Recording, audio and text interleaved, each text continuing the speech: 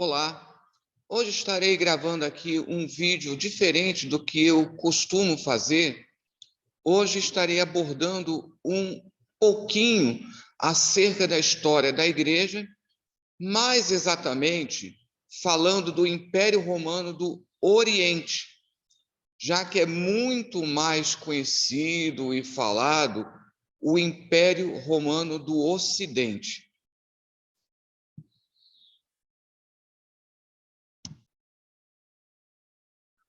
O estudo que nós traremos hoje tem como título Bizâncio, o Império Cristão. E vamos começar, então, pela definição. O que seria o Império Romano do Oriente? Que também é conhecido como Império Bizantino. Ele foi constituído por ocasião da divisão do Império Romano no ano de 395 pelo imperador Teodósio, entre seus dois filhos. O Ocidente ficou com Honório, enquanto o Oriente ficou com Arcádio. Essa parte do Império Romano, a parte oriental, teve uma história milenar até o seu fim oficial em 1453. E para falar do Império Romano do Oriente, é necessário falar acerca da capital. Enquanto a capital do Ocidente permaneceu na cidade eterna de Roma, que é a cidade bem mais conhecida, a do Oriente ficou na então capital construída na antiga colônia grega de Bizâncio. Por isso que esse império constituído, ou a parte oriental também é conhecida como Império Bizantino. Uma colônia que tinha sido construída ainda antes de Cristo, às margens do Bósforo. E essa capital foi construída pelo imperador Constantino, com toda a pompa, em 11 de maio de 330. Essa nova capital, a proposta era substituir a antiga capital em Roma. Por vários motivos logísticos, enfim, essa nova capital, como é a substituição da antiga capital de Roma, ela automaticamente foi chamada de Nova Roma, para substituir, portanto, a velha Roma. Conta-se até um sonho que Constantino havia tido algum tempo antes, com uma velha senhora que estava morrendo, e ele entendeu que era Roma enquanto capital. Agora, embora ela tenha sido batizada de Nova Roma, ela é mais conhecida como a cidade de Constantino, já que ela foi fundada por Constantino, e daí Constantinopla, que hoje é Istambul, na atual Turquia. Até uma história bem interessante sobre o nome Istambul, Essa nova capital, ela só vai ser conhecida como Constantinopla tempos depois. O nome Nova Roma não pega, então ela é mais conhecida na época como Bizâncio, já que, na verdade, essa nova cidade foi construída em cima de uma antiga cidade, ou você poderia chamar até de uma ampliação. Mas ela é preferível chamar ela apenas de cidade, a cidade. E em grego, quando se pedia para ir para a capital, se falava eiston polis, para a cidade. De eiston polis, iston polo virou Istambul. Vamos falar agora da identidade. Apesar da designação civilização bizantina por autores como Steven Hussman, eles ou seja, os que habitam o Império Romano do Oriente, sempre se reconheceram e foram reconhecidos como romanos, mesmo no islamismo. Vide Surata 30, denominada no árabe como a Surata dos Romanos. É interessante isso. O texto, na língua original árabe, fala romanos. Agora, literalmente está fazendo menção dos bizantinos ou dos romanos do Oriente. Por isso, nós temos duas traduções que circulam, né, do Alcorão. Uma fala de romanos e a outra de bizantinos, só para que possa melhorar o esclarecimento. Então, não haveria uma civilização bizantina a parte dessa tradição romana. E deve-se lembrar que, como império, tanto quanto o Império Romano, enquanto unidade, e mesmo depois da parte ocidental, era constituído por uma amálgama de povos de diferentes culturas e línguas. Ainda sobre essa questão da continuidade do Império Romano, embora essa parte oriental utilizasse o latim inicialmente, pelo menos até o imperador Justiniano no século VI, nós temos registros que Justiniano seria o último imperador a falar o latim. Mas se inicialmente se utilizava o latim, como era o padrão em todo o Império Romano, prevaleceu depois a herança da língua grega. Deve-se salientar que essa parte do Império, ela constituiu uma parte do Império Grego, aquele que foi formado por Alexandre o Grande. O primeiro grande divisor de águas foi a perda de territórios para os emergentes árabes nos séculos VII e VIII. Com as invasões árabes e a constituição do Império Árabe, o Império Árabe foi formado por muitas partes que eram do Império Romano do Oriente, como é o caso do norte da África e boa parte do que nós conhecemos hoje como o Oriente Médio, incluindo o hoje território de Israel. Devido a essa continuidade, né, até o imperador Justiniano, inclusive usando o latim, Bury, né, num famoso clássico que ele escreve, ele diz que aqui você tem o Império Romano tardio, que não tem nenhuma descontinuidade com a queda do Império Romano do Ocidente no ano de 476. Essa é a tese do Bury. Então, você pode falar de um Império Romano tardio.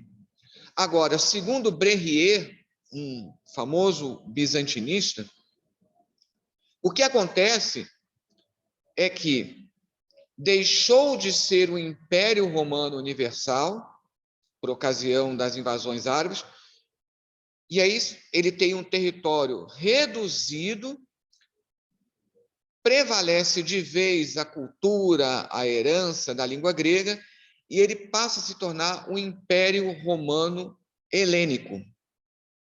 Essa é a tese do Brérier.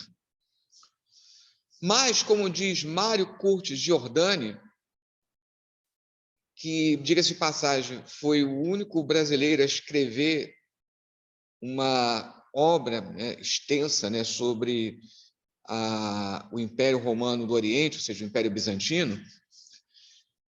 Esse império ele tem uma tríplice característica. Ele é um império que, ao mesmo tempo, é romano, ele é grego e ele é oriental. Grego quanto à língua, literatura e teologia. Isso aqui é bem importante, porque isso vai mostrar a importância para o cristianismo. Romano quanto à tradição militar e governo. Para se ter uma ideia, mesmo muitos séculos depois, quando já não havia mais nenhum traço do latim, o imperador ainda era aclamado pelo exército em latim, enquanto todo o povo aclamava em grego, que se tornou a língua cotidiana. E ele é oriental quanto à espiritualidade. Mais precisamente, o espírito do império era cristão.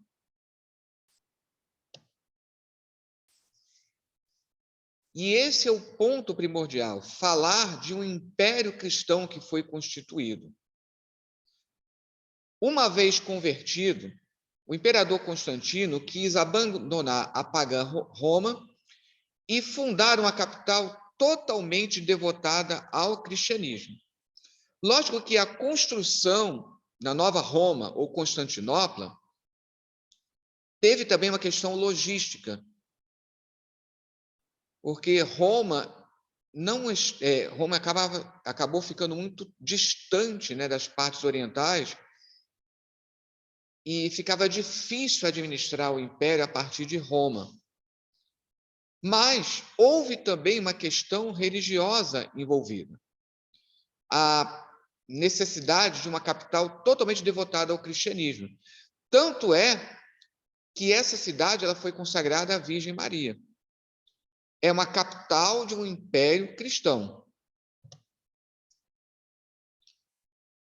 Quando Constantino construiu a nova capital, o império ainda era único. Então, entre 330 e 395, não é Roma, e sim Constantinopla, a capital de um império que ainda é único, ainda não tinha sido dividido. Vejam que lá atrás eu mostrei que a divisão só ocorreu no ano de 395. E enquanto capital desse império único, Constantinopla foi palco da transformação paulatina do cristianismo. De uma religião perseguida, isso todos conhecem a história, né? Que foi Constantino quem determinou o fim das perseguições que havia ao cristianismo. Então, de religião perseguida, ela se transformou na religião dos imperadores. Até que, finalmente, o imperador Teodósio a tornou religião oficial do Império Romano em 380. E é bem interessante, isso vai ser contado em detalhes por Paul Veyne no seu livro Quando o Mundo se Tornou Cristão. Até 394, um ano antes da divisão do Império, o cristianismo ainda era uma religião insegura ou que não tinha o seu domínio totalmente assegurado. Houve uma revolta no ano 394 que seria uma tentativa de retorno ao paganismo. Nesse meio tempo, nós tivemos um imperador, né, descendente de da dinastia de Constantino, que tentou reimplantar o paganismo, ele se declarava totalmente pagão e não cristão. Então, nós temos um longo caminho. Primeiramente, muitos pensam que Constantino tornou o cristianismo religião oficial. Não. O cristianismo, ele passou a ser uma religião privilegiada por ser a religião do imperador.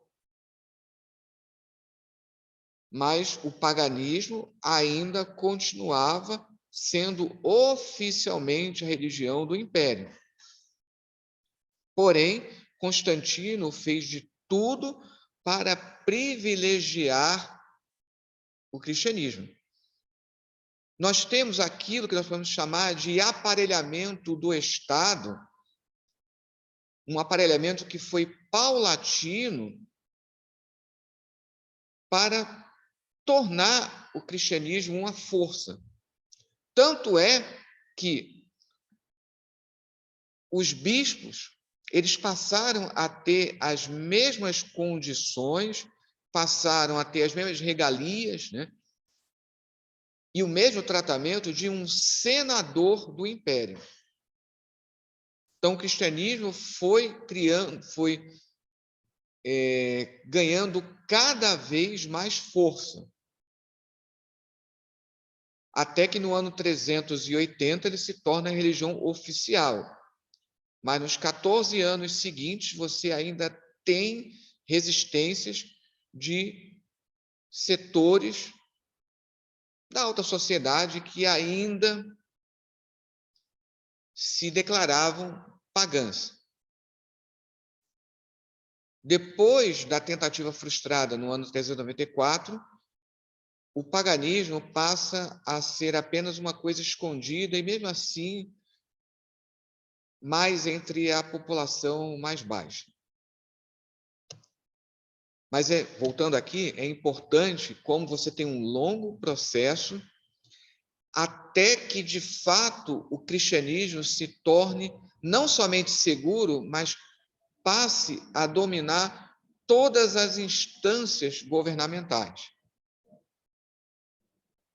Você tem uma estatização do cristianismo e, ao mesmo tempo, uma cristianização do Estado. Isso é bem interessante. E que vai se consumar no ano 395 com a divisão do Império.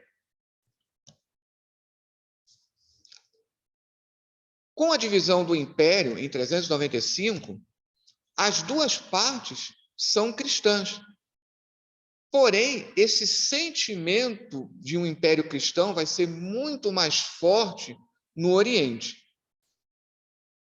E aqui vamos falar rapidamente da questão da Pentápole, ou seja, os 5 patriarcados, aqueles que se tornam os principais centros do cristianismo. Constantinopla, ela fazia parte dessa Pentápole. Ao lado de Roma, Antioquia, Alexandria e Jerusalém. Mas observem, notem, apenas Roma encontra-se no Ocidente. Todos os outros patriarcados estão no Oriente. Ou seja, o centro do cristianismo era o Oriente. O cristianismo, de tal maneira, permeou o Império Romano do Oriente que alguns historiadores narram o fato de que as pessoas, na vida cotidiana, indo ao mercado, ao açougue, elas conversavam naturalmente acerca de teologia. Por isso, todos os concílios da antiguidade, os concílios, eram reuniões efetuadas para resolver algum problema teológico. Então, todos os concílios da antiguidade foram realizados nessa parte do Império, conhecida como a Pars Orientalis. O primeiro concílio de Nicéia, em 325. Vejam que só na capital Constantinopla foram realizados 3 concílios. Ainda vai haver um 4. Mas ele não é considerado um concílio ecumênico, né? Então, aqui eu coloquei todos os concílios tidos como ecumênicos. O 4º concílio de Constantinopla, que vai ser realizado no século IX, ele não é aceito pela Igreja Ortodoxa. E é bem interessante que na teologia da Igreja Ortodoxa, eles têm uma escatologia toda voltada para a questão conciliar. Eles aguardam não apenas a volta de Jesus, mas aguardam o 8º concílio ecumênico. Isso é bem interessante, a percepção deles, a importância que tem a questão dos concílios para a Igreja Ortodoxa, que é a herdeira, né, do Império Bizantino ou do Império Romano do Oriente. Então, vejam, os dois concílios de Nicéia, tanto o primeiro quanto o segundo, 3 concílios em Constantinopla, na capital, ainda haverá um quarto, mas não é considerado ecumênico, como eu disse, o famoso concílio de Éfeso e o considerado o maior de todos, de Calcedônia, todos eles eram na parte oriental. Deve-se salientar, obviamente, que o primeiro concílio ainda é no Império Unificado. E o primeiro de Constantinopla também. Mas, de qualquer forma, todos os concílios são realizados na parte oriental, ou que, a partir de 395, viriam a ser a parte oriental do Império. Você não tem nenhum concílio ecumênico realizado na parte ocidental. E, portanto, é bom salientar que, embora houvesse bons teólogos, tanto no Ocidente quanto no Oriente, ou seja, tanto teólogos, pensadores, os chamados padres da Igreja, né?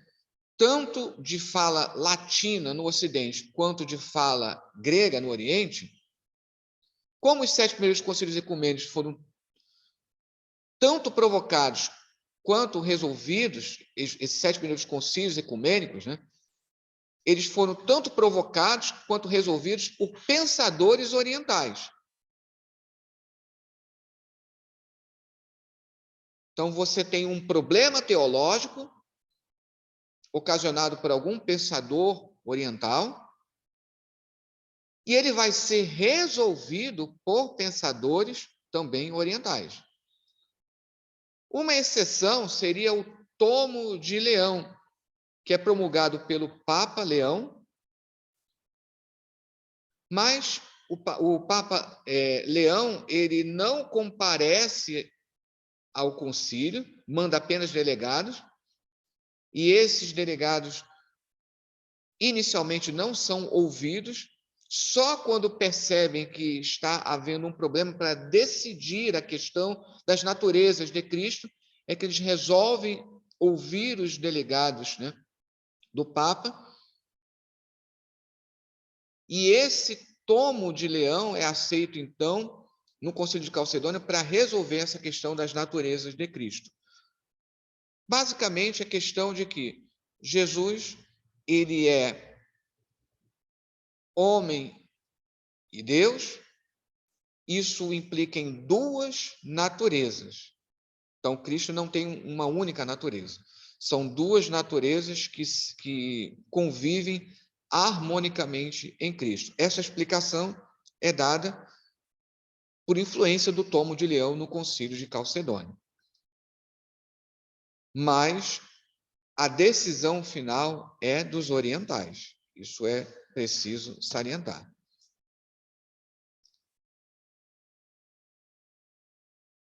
Apesar de toda essa importância do Império Romano do Oriente, é um império esquecido. Mesmo nas aulas de história na escola, você fala muito rapidamente, às vezes nem fala muito, né, sobre o Império Romano do Oriente. Por que aconteceu isso? A separação entre a parte ocidental e oriental do Império Romano provocou paulatinamente a separação do cristianismo. Há quem diga, inclusive, que a separação do Império Romano em ocidental e oriental era ratificar, reconhecer uma separação que já existia de fato, mas agora passa a ser de direito também. Então, com uma diferença de língua, cultura, heranças, etc. e tal, isso vai influenciar no cristianismo. Então, você tem um cristianismo uma espécie de cristianismo ocidental e outro oriental. Havendo já sofrido a ruptura da ecumene com o nestorianismo em 431 e o monofisismo em 451, tá? Então, ao contrário do que alguns pensam, a primeira separação não acontece em 1054, mas é aqui. O nestorianismo, o nestorianismo é o primeiro que se separa do cristianismo. Logo depois vem o monofisismo, e aí, finalmente, em 1054, há a separação oficial entre a Igreja Católica no Ocidente e a Igreja Ortodoxa no Oriente.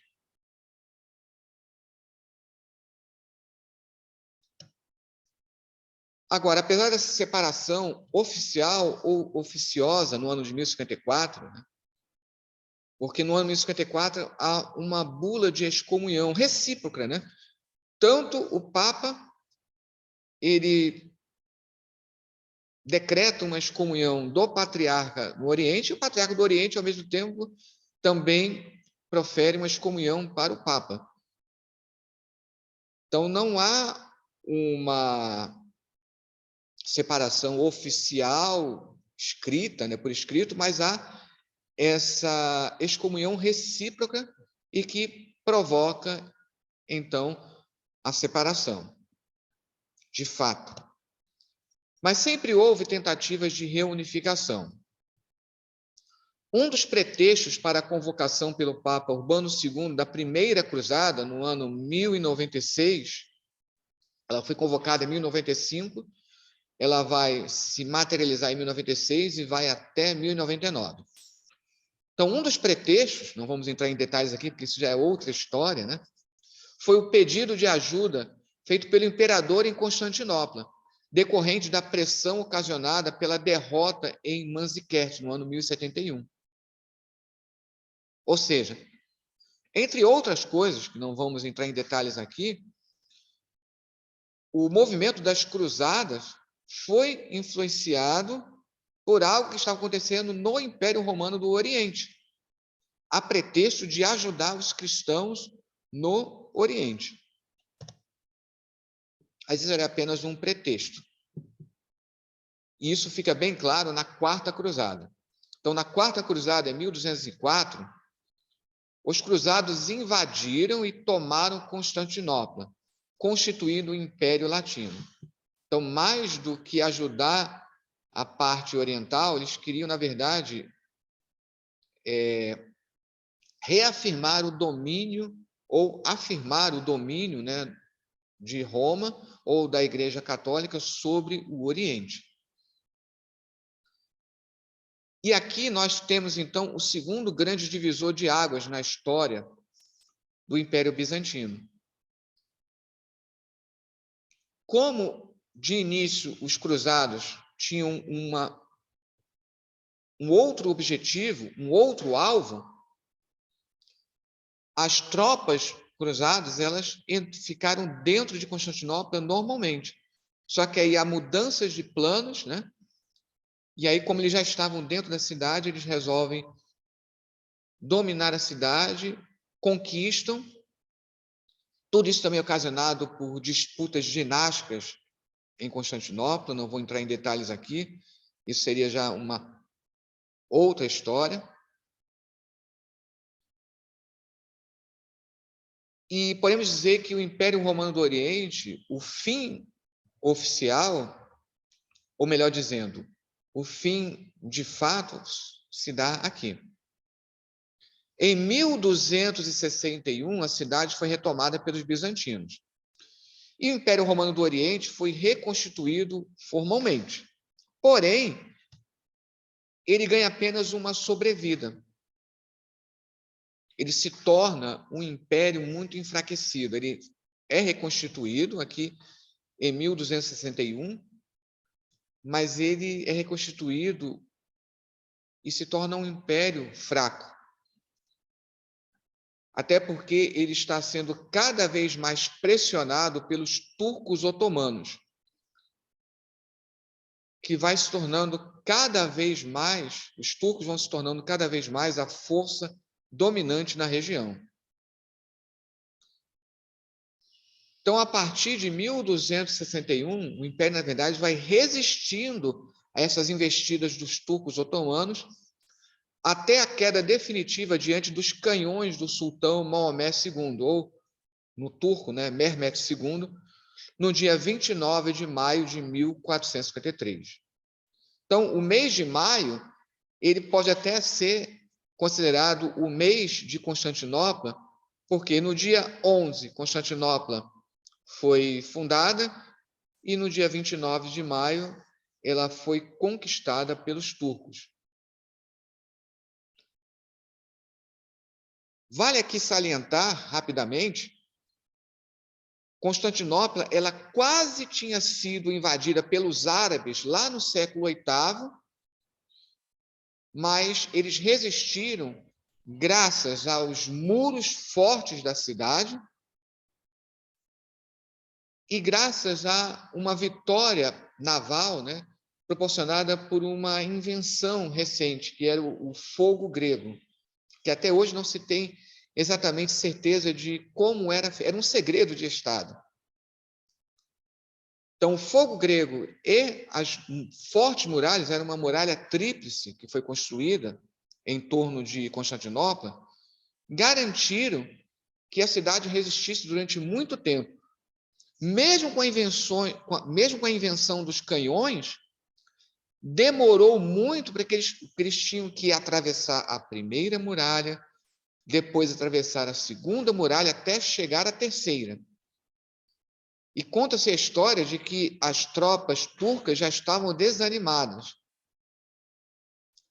Mas, finalmente, conta-se a história de que surgiu um eclipse, né, com uma lua avermelhada, chamada lua de sangue, e isso era entendido na antiguidade como um bom sinal para os turcos. Enfim, foi mais de um mês de assédio, mesmo com os canhões, né, em cima. Isso para se ter uma ideia de como as muralhas eram resistentes. E Maomé II estava quase desistindo de tomar a cidade. E é interessante também que havia uma profecia que dizia que a cidade só iria resistir, o império só iria resistir durante 1000 anos. E, de fato, o império durou pouco mais de 1100 anos. Mas havia essa profecia circulando. Agora, é importante falar do legado desse império. Mesmo com o fim oficial, o espírito do Império Cristão permaneceu na Igreja Ortodoxa. A antiga bandeira do Império Romano do Oriente, uma bandeira amarela, tendo no centro uma águia de 2 cabeças, ainda tremula no Monte Athos, na Grécia. Esse monte que é um importante centro para o monasticismo e a vida espiritual para a Igreja Ortodoxa. Lógico que é apenas algo simbólico, tá? Mas é interessante como eles mantêm, né? como a Igreja Ortodoxa ela se compreende como mantendo vivo o espírito, né, desse Império Cristão, do Império Bizantino. E por falar de monasticismo, né, ou seja, a questão dos monges, que quando você estuda a Europa medieval, parece uma característica totalmente da Europa medieval, no entretanto, surgiu no Império Romano do Oriente, nas regiões da Síria e do Egito. Foi, então, posteriormente adotado na Europa, principalmente graças às regras de Bento de Núrcia, né, que é venerado igualmente no Ocidente e no Oriente. Então, dentro dessa questão da divisão da Igreja Católica no Ocidente e a Igreja Ortodoxa no Oriente, essa questão da visão, né, da compreensão de santos, né, você tem santos que são compartilhados tanto entre católicos quanto ortodoxos, mas tem alguns santos apenas na Igreja Ortodoxa. Por exemplo, Constantino, ele é considerado santo, né, foi canonizado na Igreja Ortodoxa, mas não é reconhecido como santo pela Igreja Católica. Outra coisa importante, o Império Romano do Oriente ainda foi responsável pela evangelização dos povos eslavos, começando pelo trabalho de Cirilo e Metódio no século IX. Inclusive, Cirilo, para poder evangelizar esses povos que não eram alfabetizados, não tinham uma escrita, ele criou um alfabeto a partir do alfabeto grego. Esse alfabeto é o alfabeto cirílico, que é utilizado por muitas línguas eslavas, entre elas o russo. Tá? Isso foi feito no século IX. Assim, pouco após a queda de Constantinopla, 1453, já no século XVI, 1500 e pouco, né? Moscou, na Rússia, ela foi reconhecida como a terceira Roma. A primeira Roma é a Roma tradicional, segunda Roma, Constantinopla, e aí Moscou passou a ser considerada a terceira Roma. A força hoje da Igreja Ortodoxa encontra-se na Rússia. Agora, o que isso tem a ver conosco, evangélicos, né, protestantes? Mesmo a reforma protestante, ela é tributária do Império Romano do Oriente, porque com a queda de Constantinopla para os turcos, muitos foram se refugiar no Ocidente, levando os preciosos manuscritos em grego do Novo Testamento, que foram utilizados pelos primeiros tradutores da Reforma, que foram, portanto, caros para o movimento de traduções a partir das línguas originais. E não somente para a Reforma. Hoje, quando se estuda acerca de crítica textual, ou seja, a reconstituição do que seria o texto original, porque nós não temos o texto original da Bíblia, temos justamente essas cópias, a maioria esmagadora desses manuscritos tem origem no que era, então, o Império Romano do Oriente. Aliás, essa questão, né, da Reforma Protestante ser, de uma certa, indiretamente tributária do Império Romano do Oriente, no início da Reforma, inclusive, cogitou-se uma união entre a emergente igreja protestante, ou as igrejas protestantes, e a igreja ortodoxa. Mas questões doutrinárias ou dogmáticas impediram essa união. E aqui nós temos uma bibliografia. Nós temos aqui essa obra sobre Constantino, de 2014, de Barnes. Então, Constantino é considerado o início dessa ideia, né, sobre o Império Romano do Oriente. Nós temos essa obra clássica de Berryer, Vida e Morte de Bizâncio. Aqui estão mostrando essa edição de 2006, mas o original é de 1949. Temos essa obra bem interessante de Bronworth, que tem como título Lost to the West, ou seja, Perdidos para o Ocidente. O esquecido Império Bizantino que resgatou a civilização ocidental. Então, ele mostra aqui justamente essa questão da importância do Império Bizantino, mas como eles são esquecidos. Tá? Temos essa obra de Bury, né? A História do Império Romano Tardio, em 2 volumes no original, mas que foi colocado, né, numa única edição, nessa de 2015. O original é do início do século XX, mas é uma obra ainda importante. Mas ele vai apenas até Justiniano. Temos essa obra do Mário Curti Giordani, que, embora tenham sido lançadas outras obras, né, mas eram mais cadernos voltados muito mais para o aspecto, né, estudantil, mas essa seria uma obra que é mais abrangente, é a única escrita em português. O que você tem em português, na verdade, são traduções de autores estrangeiros. Tem essa obra de 2008, né? Bizâncio, a surpreendente vida de um império medieval. Inclusive, é interessante como uma das maneiras de você dividir a questão da periodização, né? Uma das maneiras é 330, a fundação de Constantinopla, como início da Idade Média, e 1453 como fim da Idade Média. 1453 é a data da queda de Constantinopla. Embora a historiografia francesa coloque 1453, mas por também ser o ano do fim da Guerra dos 100 Anos. Temos aí essa obra do Paul Veyne, quando o nosso mundo se tornou cristão. Então, pega desde 311 até 394. É bem interessante essa obra. Essa obra do Husserl, que fala apenas da queda de Constantinopla, de todos os fatos que levaram à queda de Constantinopla, diante dos turcos. Também temos essa obra mais antiga, em que ele defende a ideia de uma civilização bizantina, como eu falei lá atrás. É uma obra foi traduzida em português em 1961, uma obra antiga.